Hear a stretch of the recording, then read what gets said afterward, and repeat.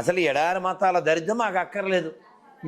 ఏం నేర్చుకోవాలి వాళ్ళ దగ్గర మేము? ఓ అమ్మ ఉందా, ఓ ఫ్యామిలీ ఉందా, ఓ అన్నం ఉందా?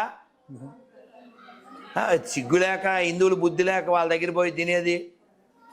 ఇప్పుడు వాడెవడు సుబ్బారావు అనే ఒక ఆయనకి పుట్టాడు ఒకడు. సుబ్బారావు వాళ్ళ నాన్న పేరు వీర రాఘవులు.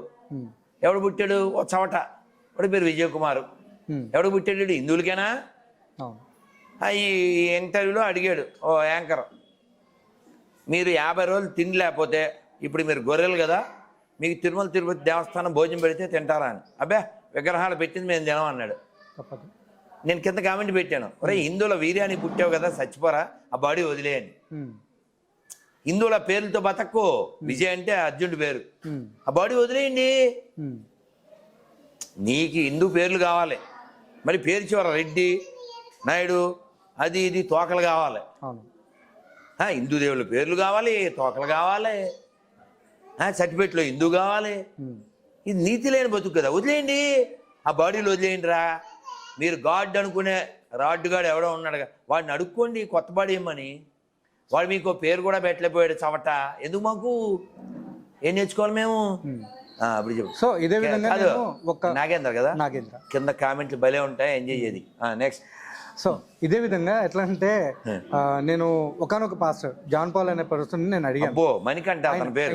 పిచ్చోడు గురించి వినడమే కానీ అది వస్తున్నాను. ఎంత పిచ్చోడు అంటే, మీరు మీ నాన్నగారు అయ్యప్ప మాలకి వేసేవారు కదా, అంటే మీరు హిందువులే కదా అన్న. అబ్బే నేను పుట్టేసరికి మా నాన్న హిందువుగా ఉన్నాడంట. వీడు పుట్టేసరికి వాళ్ళ నాన్న హిందువుగా ఉన్నాడా? అంటే వీడు హిందువు కదా, ఎవడు పుట్టాడు? అంటే గొర్రె అనేదానికి ఒక బుర్రైన. సరే, పాస్టర్ మణికంఠ అంటే ఆ పేరుని మార్చుకోమని అంటేనే నేను మార్చుకున్నాను జాన్ పాల్ గా అనేసి ఆయన చెప్పడం జరిగింది. నెంబర్ 1. ఇప్పుడు ఇంకొక విషయం ఏంటంటే, మీరు అడుగుతూ ఉంటారు, మీరు చెప్తూ ఉంటారు, నేనేమంటా అంటే పేరు కాదు, ఆ బాడీ కూడా మార్చేయండి.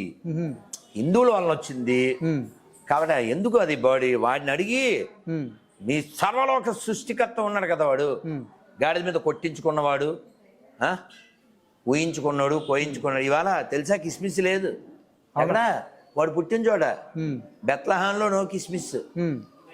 తెలుసా నీకు? తెలుసు. మరి అది ఇజ్రాయిలా మజాక. వాళ్ళు ఊరుకోరు. ఎవడన్నా బైబిల్ అని వస్తే లోపలే వేస్తారు 2 ఏళ్ళు. ఎక్కడ? వాడు పుట్టిన చోట. అది మన వాల్యూ. అప్పుడు విలువలే, ఇప్పుడు విలువలే. అది మాకెందుకు అది?